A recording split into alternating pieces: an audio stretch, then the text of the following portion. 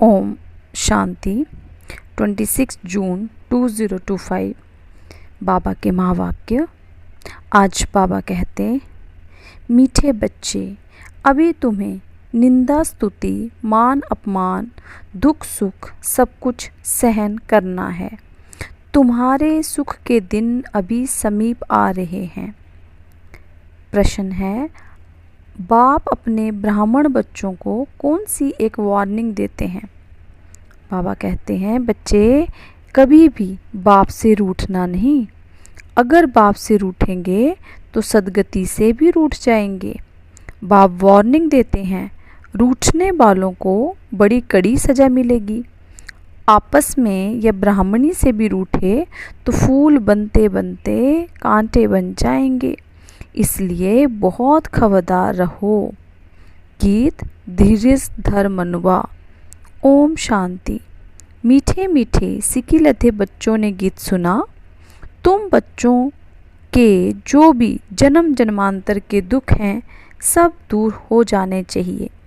इस गीत की लाइन सुनी। तुम जानते हो, अभी हमारा दुख का पाठ पूरा होता है और सुख का पाठ शुरू होता है। जो पूरी रीति नहीं जानते हैं वो किसी न किसी बात में दुख ज़रूर देखते हैं। यहाँ बाबा के पास आने से भी कोई ना कोई प्रकार का दुख भासेगा। बाबा समझ सकते हैं। बहुत बच्चों को तकलीफ़ होती होगी। जब तीर्थ यात्रा पर जाते हैं तो कहाँ भीड़ होती है, बरसात पड़ जाती है, कभी तूफ़ान लग पड़ते हैं। जो सच्चे भगत होंगे वो तो कहेंगे कि क्या हर्जा है, भगवान के पास आते हैं, भगवान समझकर ही यात्रा पर जाते हैं। ढेर के ढेर भगवान हैं मनुष्यों के। तो जो अच्छे मजबूत होते हैं वो तो कहते हैं कि हर्जा नहीं, अच्छे काम में हमेशा विघ्न पड़ते हैं, वापस लौट कर थोड़े जाएंगे। कोई कोई तो लौट भी जाते हैं, कभी विघ्न पड़ते हैं कभी नहीं भी पड़ते हैं। बाप कहते हैं, बच्चे ये भी तुम्हारी यात्रा है। तुम कहेंगे हम बेहद के बाप पास जाते हैं, वो बाप सबके दुख हरने वाला है, ये निश्चय है। आजकल देखो मधुबन में कितनी भीड़ है, बाबा को ओना रहता है, बहुतों को तकलीफ़ भी होती होगी, पट में सोना पड़ता है। बाबा थोड़े चाहता है बच्चों को पट में सुलाए, परंतु ड्रामानुसार भीड़ हो गई है। पहले भी कल पहले भी हुई थी, फिर होगी। इसमें कोई दुख नहीं होना चाहिए। ये भी जानते हैं पढ़ने वाले कोई तो राजा बनेंगे, कोई फिर रंक भी बनेंगे, कोई का ऊंचा मर्तबा कोई का कम, परंतु सुख ज़रूर होगा। ये भी बाबा जानते हैं। कोई बहुत कच्चे हैं जो कुछ भी सहन नहीं कर सकते हैं, उन्हों को कुछ तकलीफ़ होगी। कहेंगे हम तो नहाए के आए, या कहेंगे हमको ब्राह्मणी जोर करके ले आई है। ऐसे भी कहेंगे जो कहेंगे हमको ब्राह्मणी ने नायके फंसाया, पूरी पहचान नहीं की, विश्वविद्यालय में आए हैं। इस समय की पढ़ाई से कोई तो राव बनेंगे, कोई रंक भी बनने वाले हैं भविष्य में। यहाँ के रंक और राव में और वहाँ के रंक और राव में रात दिन का फ़र्क होता है। यहाँ के राव भी दुखी हैं तो रंक भी दुखी हैं, वहाँ दोनों दुखी रहते हैं। यहाँ तो है ही पतित विकारी दुनिया, भल किसके पास बहुत धन है। बाप समझाते हैं, ये धन माल सब मिट्टी में मिल जाना है, ये शरीर भी ख़त्म हो जाएगा। आत्मा तो मिट्टी में नहीं मिलती। कितने बड़े बड़े साहूकार हैं बिरला जैसे, परंतु उनको क्या पता कि अब ये पुरानी दुनिया बदल रही है। मालूम होता तो फट से आ जाते, कहते यहाँ भगवान आया हुआ है। फिर भी जाएंगे कहाँ, सिवाय बाप के कोई को सदगति मिल न सके। अगर कोई रूठ गया तो कहेंगे सदगति से रूठ गया। ऐसे बहुत रूठते रहेंगे, गिरते रहेंगे। आश्चर्यवंत सुनंती निश्चय हो बनती और फिर भगंती। कोई तो समझते हैं बरोबर इन बिगर कोई रास्ता है नहीं, इनसे तो सुख और शांति का वर्षा मिलेगा। इन बिगर सुख शांति मिलना असंभव है। जब धन बहुत हो तब तो सुख मिले, धन में ही सुख होता है ना। वहाँ मूल वतन में तो आत्माएं शांति में बैठी हैं। कोई कहे हमारा पाठ नहीं होता तो सदैव हम वहाँ रहते, परंतु ऐसा कहने से थोड़े होगा। बच्चों को समझाया गया है ये बना बनाया खेल है। बहुत हैं जो किसी न किसी संशय में आकर छोड़ देते हैं, ब्राह्मणी से रूठ जाते हैं और आपस में रूठकर पढ़ाई छोड़ देते हैं। तो बाबा कहते अभी तुम यहाँ फूल बनने के लिए आए हो, महसूस करते हो? बरोबर हम कांटे से फूल बन रहे हैं। फूल ज़रूर बनना है। कोई को कुछ संशय है, फलाना ये करते हैं, ये ऐसे है, इसलिए हम नहीं आएंगे, बस रूठ कर जाए घर में बैठ जाते हैं। बाप कहते हैं और सबसे तो भल रूठो, लेकिन एक बाप से कभी नहीं रूठना। बाबा वार्निंग देते हैं, सजाएं बहुत कड़ी हैं। गर्भ में भी जो सजाएं मिलती हैं, जब सब साक्षात्कार कराते हैं, बिगैर साक्षात्कार के सजा मिल नहीं सकती। यहाँ का भी साक्षात्कार होगा। तुमने पढ़ते पढ़ते आपस में लड़ झगड़ कर रूठ कर पढ़ाई छोड़ दी थी। तुम बच्चे समझते हो हमको फादर से पढ़ना है, पढ़ाई कभी नहीं छोड़नी है। तुम यहाँ पढ़ते ही हो मनुष्य से देवता बनने। ऐसे ऊंच ते ऊंच बाप के पास तुम मिलने आते हो। कभी जास्ती आ जाते हैं, ड्रामा अनुसार तकलीफ़ भी हो पड़ती है। बच्चों को अनेक तूफ़ान आते हैं, फलानी चीज़ ना मिली, ये नहीं मिला, ये तो कुछ भी नहीं है। जब मौत का समय आएगा तो अज्ञानी मनुष्य कहेंगे हमने क्या गुनाह किया है, नायके जो हमें मारते हैं। उस पढ़ाई के पाठ को ही कहा जाता है खूने नायक पाठ। अचानक बॉम्ब्स गिरेंगे, ढेर के ढेर मरेंगे, ये खून नायके हुआ ना। अज्ञानी मनुष्य ऐसे चिल्लाएंगे। तुम बच्चे तो बहुत खुश होते हैं क्योंकि तुम जानते हो इस दुनिया का विनाश होना ही है, अनेक धर्मों का विनाश। बाबा कहते ना तो एक सत धर्म की स्थापना कैसे होगी। सतयुग में एक आदि सनातन देवी देवता धर्म था, किसको क्या पता सतयुग आदि में क्या था। ये है पुरुषोत्तम संगम युग। बाप आए ही हैं सबको पुरुषोत्तम बनाने, सबका बाप है ना। ड्रामों को तो तुम जान गए हो, सब तो सतयुग में नहीं आएंगी। इतनी करोड़ों आत्माएं सतयुग में थोड़े जाएंगी। ये हैं बाबा कहते ये है डिटेल की बातें। बहुत बच्चियां हैं जो कुछ भी समझती नहीं, भक्ति मार के हिरे हुए हैं, ज्ञान बुद्धि में बैठ न सके, भक्ति की आदत पड़ी हुई है। कहते हैं भगवान क्या नहीं कर सकता, मरे हुए को भी जिंदा कर सकते हैं बाबा के पास। तो बाबा कहते हैं फलाने मनुष्य ने मरे हुए को जगाया, तो क्या भगवान नहीं कर सकता है। कोई ने अच्छा काम किया तो बस उसकी महिमा करने लग पड़ते हैं, फिर उनकी फॉलोअर्स बन जाएंगे। तुम्हारे पास तो बहुत थोड़े आते हैं, भगवान पढ़ाते हैं। तो बाबा कहते फिर इतने थोड़े क्यों, ऐसे बहुत कहते हैं। अरे यहाँ तो मरना होता है, वहाँ तो कनरस है। मरना माना यहाँ पे तो बुरी बातों को छोड़ना होता है, और वहाँ तो कनरस है। कनरस जो कानों को अच्छा लगता है। बड़े भपके से बैठ गीता सुनाते हैं, भक्त लोग सुनते हैं। यहाँ कनरस की बात नहीं, तुमको सिर्फ कहा जाता है बाप को याद करो। गीता में भी अक्षर है मन मना भव, बाप को याद करो तो विकर्म विनाश होंगे। बाप कहते हैं अच्छा ब्राह्मणी व सेंटर से रूठ जाते हो, अच्छा ये तो काम करो और संग तोड़ अपने को आत्मा समझो, एक बाप को याद करो। बाप ही पतित पावन है, बस बाप की याद करते रहो, सुदर्शन चक्र फिराते रहो। इतना याद किया तो भी स्वर्ग में ज़रूर आएंगे। स्वर्ग ऊंच पद तो पुरुषार्थ के अनुसार ही मिलेगा, प्रजा बनानी पड़े, नहीं तो राजाई। बाबा कहते नहीं तो राजाई किस पर करेंगे। जो बहुत मेहनत करते हैं ऊंच पद भी वही पाएंगे। ऊंच पद के लिए कितना माथा मारते हैं, पुरुषार्थ बिगर कोई रह नहीं सकता। तुम बच्चे जानते हो ऊंच ते ऊंच पतित पावन बाप है। मनुष्य महिमा भल गाते हैं परंतु अर्थ नहीं समझते हैं। भारत कितना साहूकार था। भारत है स्वर्ग, वंडर ऑफ वर्ल्ड। वो 7 वंडर्स माया के। सारे ड्रामा में ऊंच ते ऊंचे स्वर्ग, नीच ते नीचे नर्क।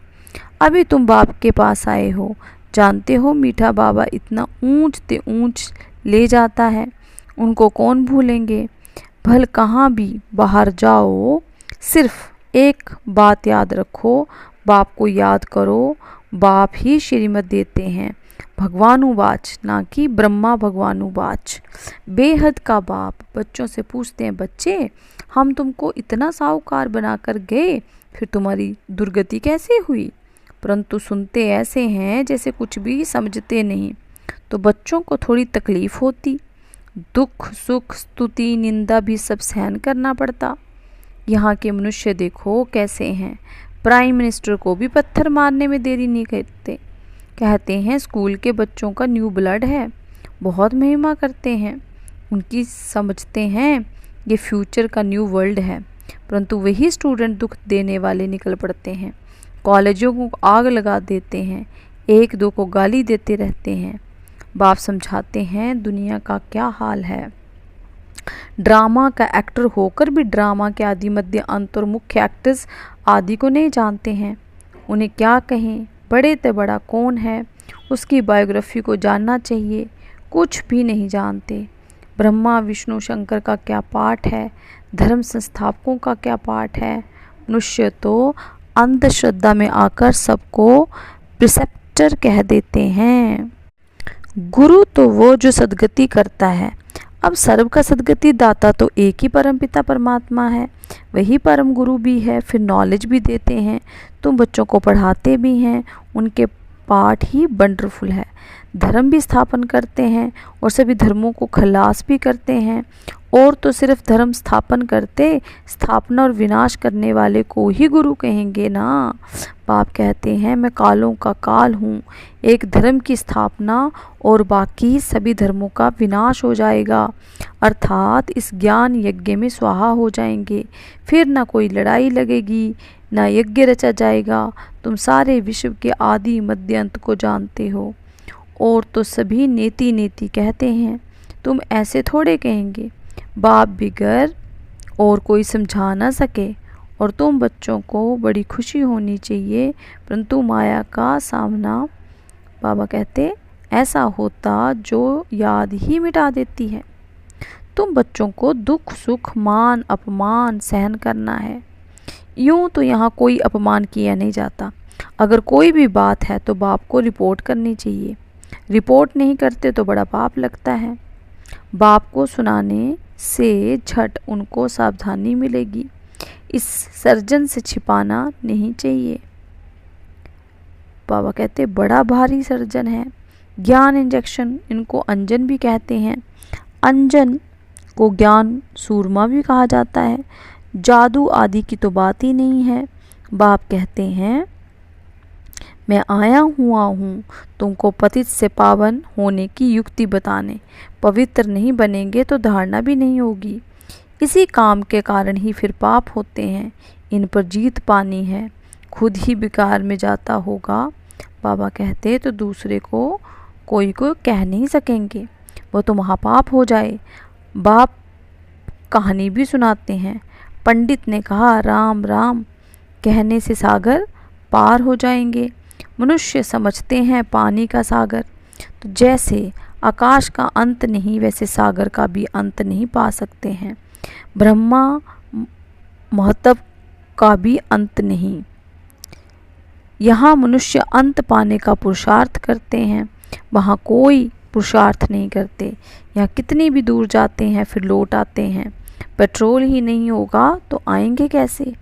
ये है साइंस वालों का अति अहंकार, उससे विनाश कर देते हैं। एरोप्लेन से सुख भी है, फिर उनसे अति दुख भी है। अच्छा, मीठे मीठे सिक्के लदे बच्चों प्रति माता पिता बाप दादा का याद प्यार और गुड मॉर्निंग। रूहानी बाप की रूहानी बच्चों को नमस्ते। रूहानी बच्चों की रूहानी बाप दादाजी को नमस्ते, गुड मॉर्निंग, ओम शांति। धारणा के लिए मुख्य सार नंबर 1 पॉइंट, किसी भी कारण से पढ़ाई नहीं छोड़नी है। सजाएं बहुत कड़ी हैं, उनसे बचने के लिए और सब संग तोड़ एक बाप को याद करना है, रूठना नहीं है। ज्ञान इंजेक्शन का अंजन देने वाला एक बाप है, उस अविनाशी सर्जन से कोई बात छिपानी नहीं है। बाप को सुनाने से झट सावधानी मिल जाएगी। तो और बाबा का आज का वरदान, तन की तंदुरुस्ती, मन की खुशी और धन की समृद्धि द्वारा श्रेष्ठ भाग्यवान भव। तन की तंदुरुस्ती, मन की खुशी और धन की समृद्धि बाबा ने वरदान दिया, उसके द्वारा श्रेष्ठ भाग्यवान भव। संगम युग पर सदा स्वस्थिति में रहने से तन का कर्म भोग सूली से कांटा हो जाता है। तन का रोग योग में परिवर्तन कर देते हैं, इसलिए कांटा हो जाता है। तो बाबा कहते फिर इसलिए सभी स्वस्थ हैं। मन मना भव होने के कारण खुशियों की खान से सदा संपन्न हो, इसके लिए मन की खुशी भी प्राप्त है और ज्ञान धन सब धनों से श्रेष्ठ है। ज्ञान धन वालों की प्रकृति स्वतः दासी बन जाती है और सर्व संबंध भी एक के साथ हैं। संपर्क भी होली हंसों से है, इसलिए श्रेष्ठ भाग्यवान का वरदान स्वतः प्राप्त है। आज स्लोगन है, याद और सेवा दोनों का बैलेंस ही डबल लॉक है। अव्यक्त इशारे आत्मिक स्थिति में रहने का अभ्यास करो, अंतर्मुखी बनो। जैसे अनेक जन्म अपने देह के स्वरूप की स्मृति नेचुरल रही, वैसे ही अपने असली स्वरूप की स्मृति का अनुभव थोड़ा समय भी नहीं करेंगे क्या? ये पहला पाठ कंप्लीट करो, तब अपनी आत्म अभिमानी स्थिति द्वारा सर्व आत्माओं को साक्षात्कार कराने के निमित्त बनेंगे। ओम शांति, ओम शांति।